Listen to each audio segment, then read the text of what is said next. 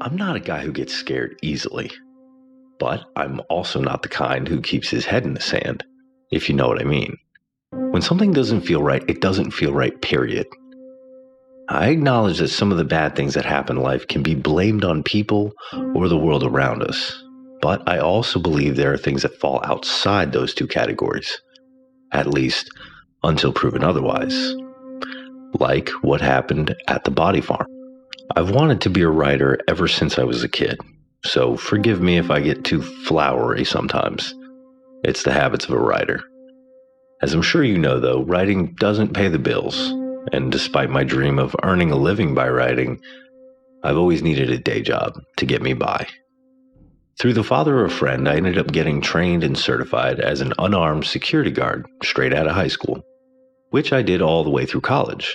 It was easy and the money was good enough for a while, but eventually I looked for something with a future in it. So long as my writing wasn't taking off, I figured I might as well build a career.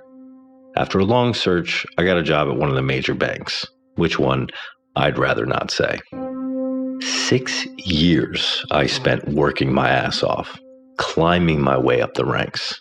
That was until 5 weeks ago, when they decided they had too many branches open on the East Coast, as well as too many employees working those branches. So I got the boot.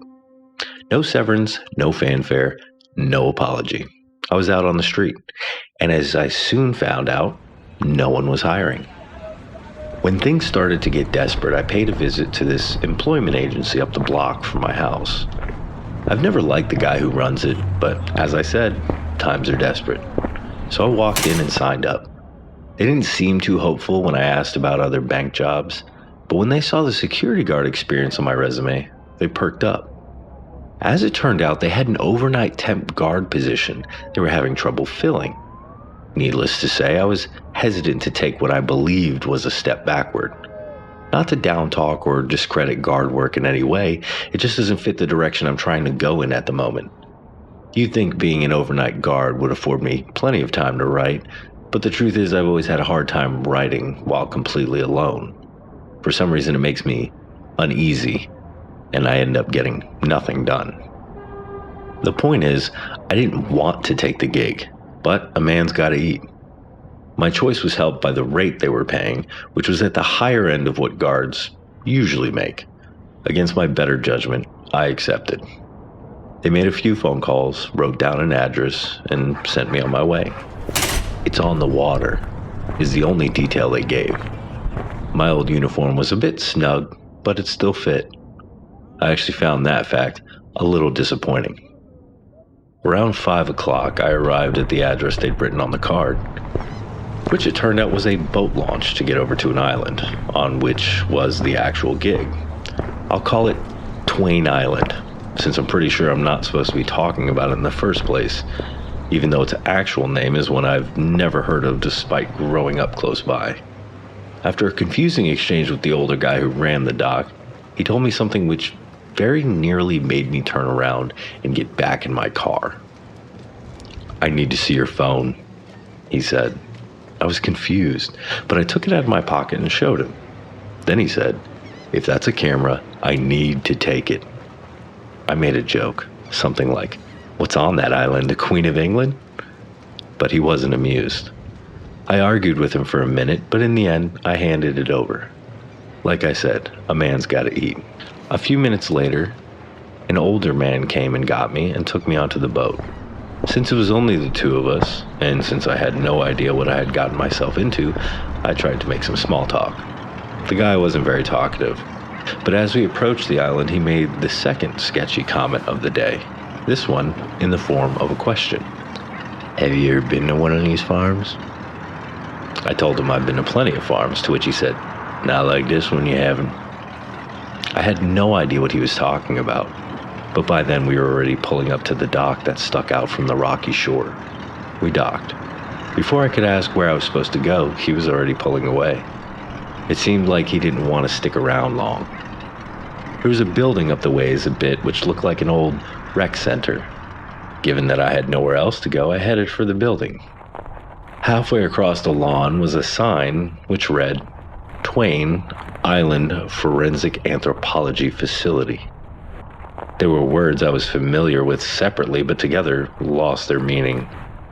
As I contemplated exactly what they meant, a young guy wearing a guard's uniform came around the side of the building and waved me down.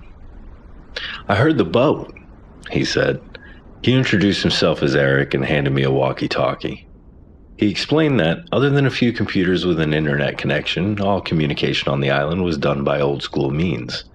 In case of emergency, they even had a two-way radio set up. I asked him why I wasn't allowed to bring my cell, and he said it was so no pictures ended up on the internet, which I'd heard from a friend who did guard work at a high-end jewelry manufacturer, so it made sense. Still didn't tell me what the hell was going on that island. I point blank asked him. All he said was, "Come on, I'll show you." We walked not into, but around the decent-sized building, past a second, smaller building, and into the woods beyond. Eric said something about the island being the alleged site of buried pirate treasure, but to be honest, I wasn't paying much attention at that point. There was a strong smell in the air, pungent and sweet, and downright awful, which I found impossible to ignore. Eric noticed my face and said, "Ever smell a dead body before?" I shook my head no. He said, "You'll never forget it now." At that point, we came into a clearing in the woods where the foul odor really ramped up. I've always had a strong stomach, but even this was excessive. I felt a ball form at the back of my throat. There were two people, one male, one female, both roughly college-aged and wearing similar gray coats, standing over what looked like long, low cages made of chicken wire. As we walked closer, I could see dark forms in the cages like piles of trash. The girl looked over at us and nodded politely, but the guy didn't bother. She was pretty, and he looked like a bug. It wasn't until we were right on top of the cages that I realized what they held. The first body I saw, in fact, have ever seen, was a woman's. Her skin was impossibly waxy, with large patches of discoloration, as if the wax had been burned. She looked like someone had sprinkled rice across her, like a new bride. Unfortunately, it wasn't rice. The maggots crawled on her legs and pooled in the crevices of her neck. Her surprisingly white teeth grinned up at me, exposed, and her belly was inflated like a birthday balloon. My mouth watered from the rising feel of vomit, but I managed to keep it in check. It helped to not look at her creeping skin. Eric introduced the two as Bernard and Terry, interns from the Institute, and said there were two more wandering around somewhere, as well as the man in charge, a scientist by the name of Dr. Christensen. Terry could see I was bothered, so she was nice enough to finally explain what was going on. "We study human decomposition," she said. The goal was to better understand the process in order to help, among other things, police determine more accurate times of death in a variety of settings. I looked at the 5 or 6 other cages which she explained were to keep birds away and asked how many there were on the island. "It varies," she said, "but it usually hovers somewhere around 50. 50 dead bodies. One island. No boats. They said some see you laters, and then Eric led me around the rest of the island. First to point out some of the other body sites, more corpses, some caged, some not, and then to perform a perimeter around the shore.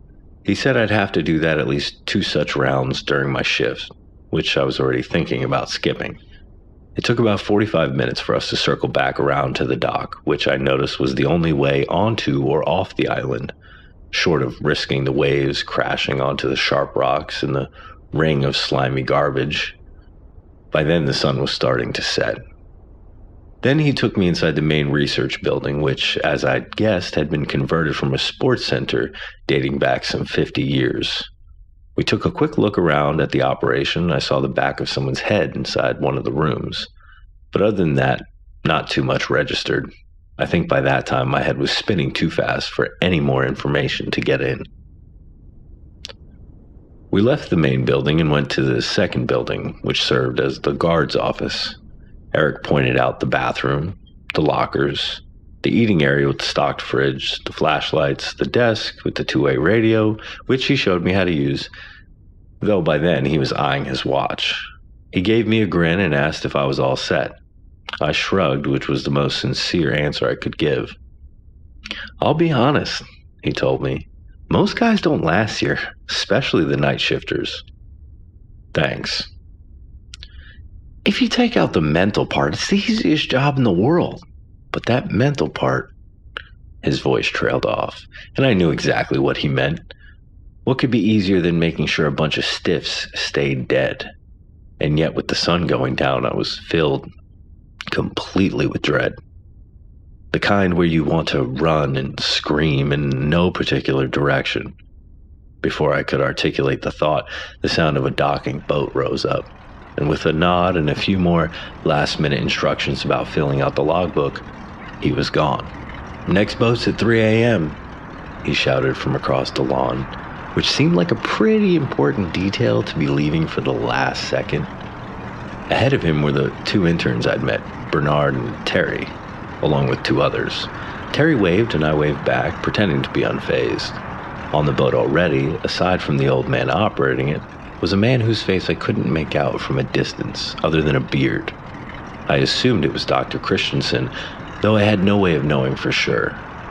After the boat chugged away and made a line for land, I looked around at the dimming island, inhabited by me and 50 rotting corpses, give or take, with the wind kicking up off the ocean, and wondered how I'd ended up that way. Just a month earlier, I'd been sitting comfortably behind a desk in a warm bank. It was incredible how quickly life could shift beneath your feet. I retreated back inside the guard's office and immediately decided to stay in it until the boat came to get me at 3. I locked the door. Screw the promises, screw the temp agency, screw the Twain Island Forensic Anthropology Facility. I wasn't about to go stumbling around in the dark on an island full of dead people, caged or otherwise. There was no way anyone would know one way or another whether I'd done my rounds or not, and I had a hard time believing that anyone would want to get onto the island, let alone be able to pull up to the dock and get past me without being heard. To pass the time, I had the internet, thankfully, and that got me past the first few mindless hours. Before I knew it, the clock over the door read 20 past 9 o'clock. Outside it was pitch black, while inside it was way too quiet, so I pulled up some music videos and let them play in the background. A huge playlist of classic rock songs as I opened a text file and thought of some story ideas I'd like to explore. Not surprisingly, most of them had to do with zombies coming to life and attacking the living. Nothing really stuck, though, and I began to have that familiar uneasy feeling that comes whenever I try to write alone. After a few minutes, I stopped trying to fight it. I closed the file, and then my eyes. I'm not sure how long I was asleep. What I do know is what woke me up. With my eyes still closed, I started to become aware of a sound under the music. The playlist still coming out of the computer's speaker, which was faint, but getting louder. It was far off in the island, but I could make it out as clear as anything. And I know it sounds crazy. I know it does. But it was a woman, crying. When I realized this, my eyes shot open. I jumped out of the chair, grabbed my walkie-talkie and flashlight, and ran out of the office, turning on the flashlight as I came around the building. I stopped for a second and shone the light into the forest, catching nothing but the trunks and leaves. For a second, I wondered if I'd actually heard the cries, or if I'd been half in a dream the way light sleep messes with you. But then I heard a shout. Definitely a woman's pitch, and I bolted into the woods. All I could think was some idiot had found their way onto the island, maybe even a group of idiots, thrill-seeking kids, and hurt themselves on my watch. I would have to carefully forge the logbook to cover my ass on this one. That already familiar stench came to my nose as I came into the first clearing. My flashlight picked up the metal of the cages. I stopped running. I remembered myself, where I was, and why I had locked myself in the office.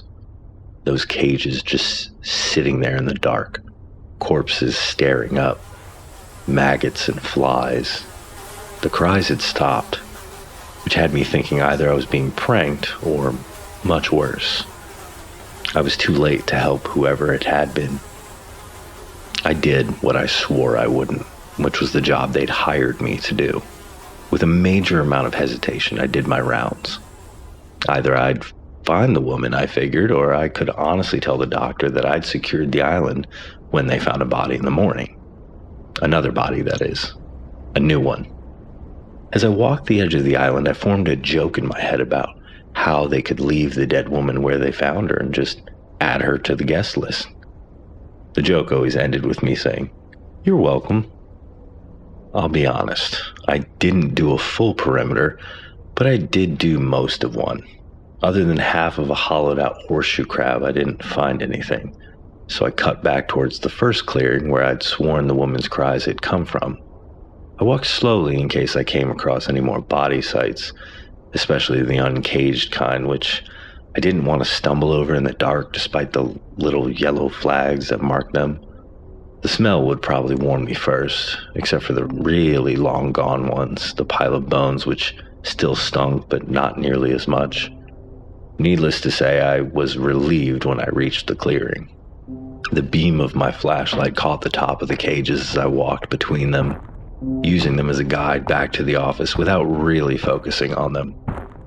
For some reason I still don't understand, maybe because my eyes picked up something different in the dark, or maybe I felt a change in the air, I shone the light into the last cage, the first I'd seen a few hours earlier, where the bloated woman had grinned up at me. My feet stopped. So did my heart. What my flashlight saw, what I saw, changed me forever. And I know it sounds crazy, I really know it does, but the cage was empty. I got in closer to get a better look because there was no way what I was seeing was real, but I was horrified to find it was. The body was gone, and the only thing left of it was a long patch of dead grass, a puddle of half-dried fluids, and strips of what looked like leather, but I knew wasn't leather. The cage around it was left exactly where I'd seen it. Only the body had disappeared. As I stared down at the empty cage, my walkie-talkie crackled in my pocket. It made me jump a bit. A sudden noise in the night, and I fished it out of my pocket where I'd forgotten I'd put it during the perimeter sweep. But if the first sound made me jump, the second made my skin crawl worse than one of the corpses behind me. A woman was whispering on the other end. I turned the volume up and pressed the speaker to my ear to hear better. The words were too low to make out, only the distinctly female tone, the same as the one who had called out from somewhere in the woods. Nervous, I brought the walkie-talkie to my mouth and pressed the button on the side. "Hello? Who's there?" I tried to sound like I was in charge, but it wasn't convincing. I let go of the button and brought the speaker back to my ear, straining to hear the whispers. A laugh, a woman's laugh, high-pitched and delirious, came through the speaker. Instinct took over and I ran. I ran away from the cages and out of the clearing, into the woods and out of them again until I was running between the two buildings and back into the office, slammed the door shut and locked it. My pulse throbbed in my neck and I tried to catch myself with my hands on my desk, taking great big breaths of air in. Breaths of air. Stale air. Not just stale, but wretched, sickly, sweet, and pungent. The smell of those bodies had somehow moved into the guard's office, even though none of the sites were anywhere near it, even with a strong wind to push the air around the island.